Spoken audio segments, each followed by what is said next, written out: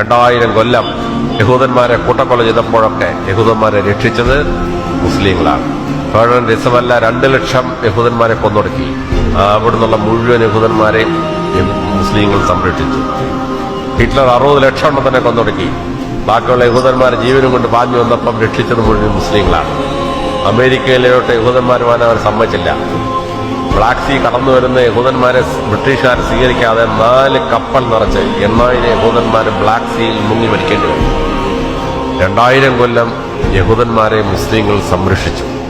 അതില്ലാതാക്കാൻ വേണ്ടിയാണ് ബ്രിട്ടീഷുകാര് അതിർത്തി നിശ്ചയിക്കാതെ ഒരു ഇസ്രായേൽ ഉണ്ടാക്കി. ഇസ്രായേലും മുസ്ലിങ്ങളും തമ്മിൽ അടിയുണ്ടാക്കിയത്.